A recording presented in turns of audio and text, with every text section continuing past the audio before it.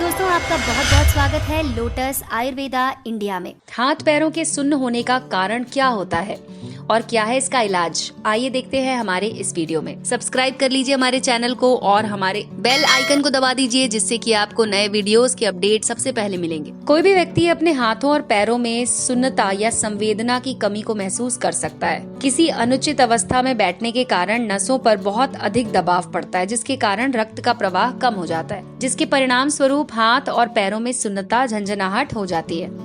हालांकि ये समस्या अस्थायी होती है, लेकिन लंबे समय तक चलने वाली और कई बार अगर आपको पता न चले कि सुन्नता का कारण क्या है, तो ये आपके स्वास्थ्य समस्याओं का संकेत हो सकता है, जिसका निदान और इलाज किया जाना बहुत जरूरी है। हाथ और पैरों में सुन्नता की स्थिति ज्यादातर टच सेंसेशन यानी कि स्पर्श संवेदना की कमी को व्यक्त करती है। हाथ और पैरों का सुन्न होना हमेशा चिंता का कारण नहीं होता।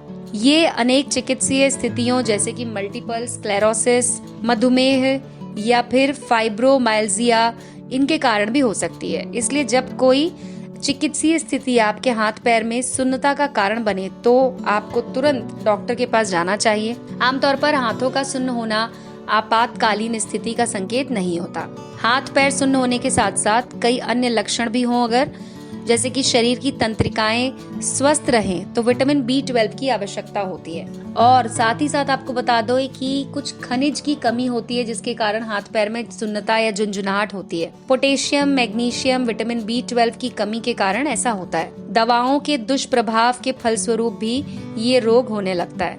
टाइपिंग या फिर कई बार लोग असेंबली लाइन जैसी दोहरावदार गतिविधियों के कारण भी मध्यका तंत्रिका के चारों ओर उपस्थित रहने वाले ऊतकों में सूजन, तंत्रिका पर दबाव उत्पन्न होता है। मधुमेह की स्थिति में मानव शरीर कोशिकाओं के अंदर रक्त प्रवाह के माध्यम से शुगर को स्थानांतरित करने में समर्थ नहीं होता और कोशिकाओं में लंबे समय तक रक्त शर्करा के उच्च स्तर बने रहने के कारण तंत्रिका क्षति को प्रेरित करता है। इसलिए मधुमेह के समय भी कुछ व्यक्तियों में तंत्रिका क्षति की स्थिति को डायबिटिक न्यूरोपैथी कहा जाता है। और जैसा कि हमने आपको बताया कि कुछ और कारण भी होते हैं, जैसे कि अल्कोहल का कम मात्रा में सेवन सुरक्षित माना जाता है, लेकिन अगर कोई अधिक मात्रा में सेवन करे तो ये भी ऊतकों को नुकसान पहुंचाता है। शराब का बहुत ज्यादा सेवन विटामिन B के कम स्तर का कारण बनता है, जिसके कारण तंत्रिका क्षतिग्रस्त हो जाती है।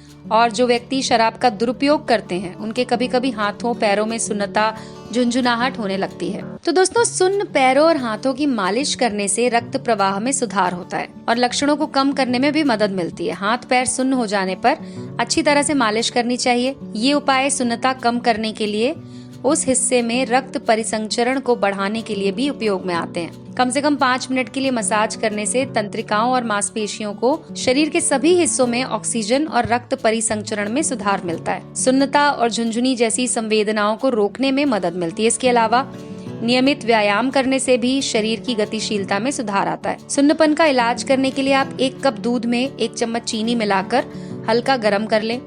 इसमें थोड़ा सा शहद मिला लें और इसका रोजाना सेवन करें। इससे शरीर के विभिन्न भागों में रक्त संचार सही रहता है।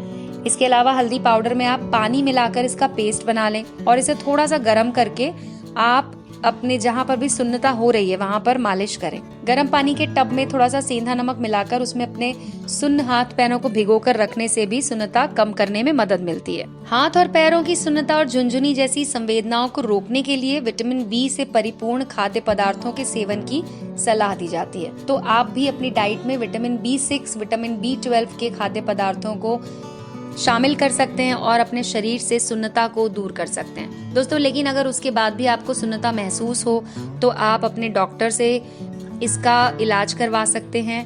विटामिन B12 और B6 की एडिशनल सप्लीमेंट गोलियां मिलती हैं, जो कि आप अपनी डाइट के साथ इनका सेवन कर सकते हैं, क्योंकि कई बार खाने में ये चीजें नहीं मिल पाती हैं और इस वजह से आपको ये अलग से लेना पड़ता है। इसके लिए दोस्तों, जो लोग वेज खाना खाते हैं उनके लिए सबसे अच्छा तरीका है कि वो मिल्क बेस्ड प्रोडक्ट्स को अपनी डाइट में शामिल करें। और विटामिन B12 जो है वो फिश, मीट, एग्स इनमें होता है।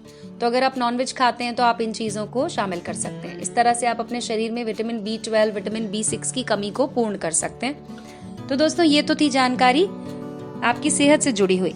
ऐसे ही और वीडियोस के लिए जुड़े रहिए हमारे चैनल के साथ।